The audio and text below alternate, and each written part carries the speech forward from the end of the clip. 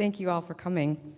About 6 weeks ago, I received an email in my inbox asking if I would like to interview Cal Thomas as part of Printers Row Lit Fest, and of course I immediately said yes. In my 20s, I disagreed with him very, very much, and of course I did. But I kept reading, and when you read Cal, you find yourself months and even years down the road thinking about something that he wrote.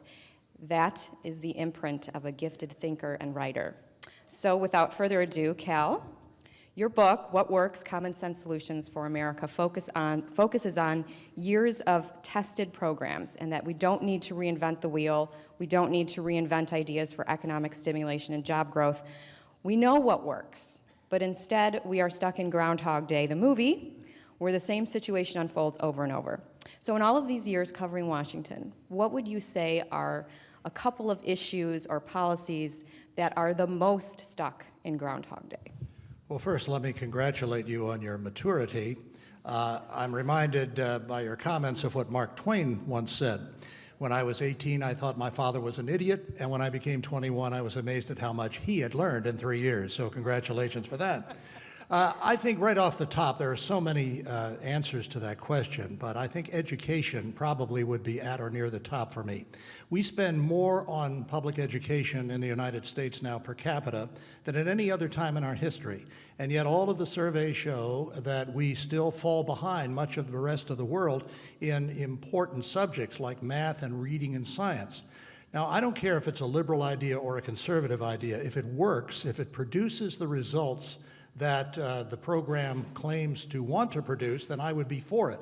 And I would like to get away from this left-right Republican-Democrat business and start focusing on what actually has produced the results. There's a verse in Ecclesiastes that says there's nothing new under the sun.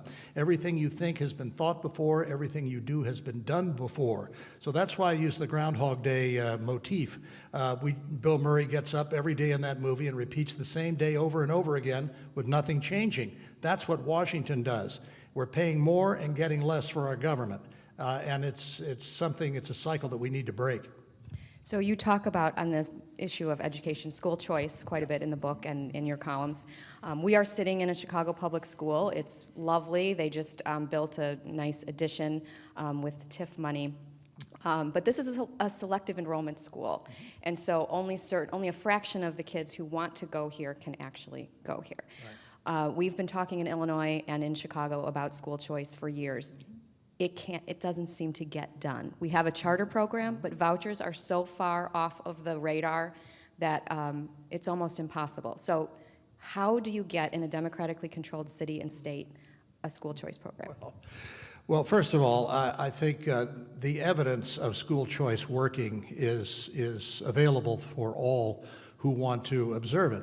The problem is, in this area especially, results don't matter because the teachers' unions send money to the politicians to keep the status quo. The politicians, of course, have choice. Most of them are well off or well connected enough that they can send their kids to a private school, a secular or religious school, where they believe they'll get the best education. That's what President Obama does. At least Jimmy Carter, when he was president, sent his daughter to a public school, and I congratulated him for his consistency. President Obama sends his daughters, and rightly so, because the D.C. public school system is not very good, to Sidwell Friends and to Holton Arms, two of the most prestigious private schools in Washington. All I'm saying is that my liberal and Democratic friends who so often talk about fairness and equality ought to offer that same opportunity, especially for poor and minority students who are trapped in a lot of these failing schools, whose parents want them out, who know that a good education is the key to a successful life. I use the analogy, I'm old enough to remember when Alabama Governor George Wallace stood in the schoolhouse door to keep African Americans out. Now, a lot of politicians are standing in the schoolhouse door of failed schools trying to keep them in. I think it's an immorality and something that needs to be broken. And I think people need to rise up right here in Chicago. I think the Catholic Archdiocese some years ago took a survey of parents whose children, mostly minority parents, whose children were in the public schools, and asked them, if you had a choice, would you put your child in a Catholic school over the public school? An overwhelming percentage chose the Catholic school. So I would say, like Moses, let my people go. You repeated that line when we were on a radio show yesterday, and I was hoping you would say it Groundhog again. Day. You did. Yes, I'm happy to have Groundhog Day with you, Cal. So in your book, you reference a previous book you wrote, Blinded by Might. And I think it's a point that gets lost a lot in the static of Washington, so I'm going to read it back to you. In Blinded by Might, and in this book, I am not calling for retreat from the public square. I ask only for a more realistic view of what limited things government can achieve and the unlimited power of God's kingdom. Call it enlisting in a better army with superior weapons. And by the way, isn't it inconsistent for conservatives in one breath to criticize big government and then in another to employ it to enact their agenda? So what are some, I think that's a very important point. What are some specific policy areas or issues you see in Washington where conservatives decry big government, but then they seek it out? Well, let's just take the last administration. President George W. Bush inaugurated one of the biggest government programs ever in the prescription drug benefit. No Child Left Behind, more money for public education. I call this turn to Washington as a first resource instead of a last resort, a kind of perversion of the 23rd Psalm. The government is my keeper, I shall not want. Yea, though I walk through the valley of the shadow of poverty, the Health and Human Services Department will be there comforting me with food stamps and AFDC payments. John Stossel, who is far more libertarian than I am, has this wonderful show on Fox News Channel on the weekends. And he's written this book, I'm plugging somebody else's book here, but about why would you turn to government all the time when government can't even win wars anymore?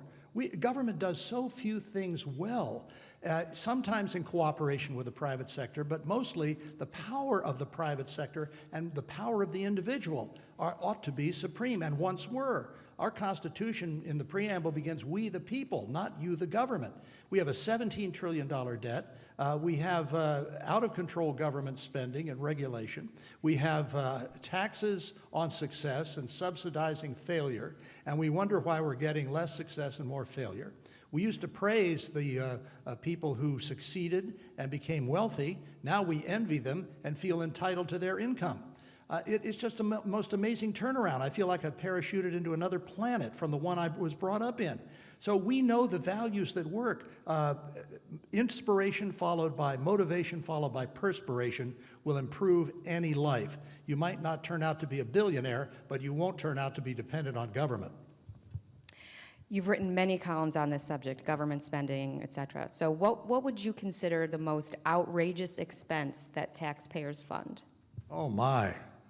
Golly, that's pretty tough. That should be a multiple choice question with the last block, all of the above. It's really hard to say, but here's what I'm calling for. You're probably not old enough to remember this, but in the 80s, Ronald Reagan appointed the Grace Commission. J. Peter Grace was a businessman, and he wanted to conduct an audit of the federal government. Now, most businesses go through audits. They weed out the waste and the fraud and the abuse, and they restructure their business in a way that will make it more functional and profitable, but not the federal government. Reagan had a great line. He said, the only proof of eternal life in Washington is a government program. And it's true. Once you create it, it's almost impossible to kill. It's easier to kill Dracula than a government program, and the analogy is a good one because both are blood-sucking entities. The whole idea that Washington is capable of doing things better than the individual would be an offense to our founders. It was we the people. It was about liberty. It was about personal responsibility and accountability. And so we are spending all of this money on things to fix things that can't be fixed by government, and yet people, like a cult, despite the evidence, continue to turn to government despite the results that it can't do what we want it to do.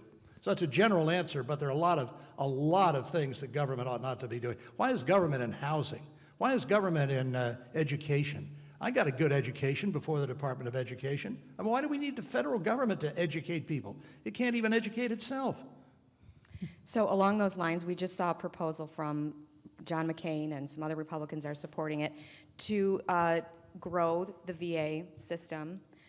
Part of that plan, I think, does include a voucher program, Right. But what do you see as the best solution for the long-term care of our veterans? Well, that's right. Bob Beckel and I write a column jointly for USA Today, and we We proposed this a couple of weeks ago, so I'm glad Senator McCain was listening or reading. A voucher program, choice is the best way to go. If your VA hospital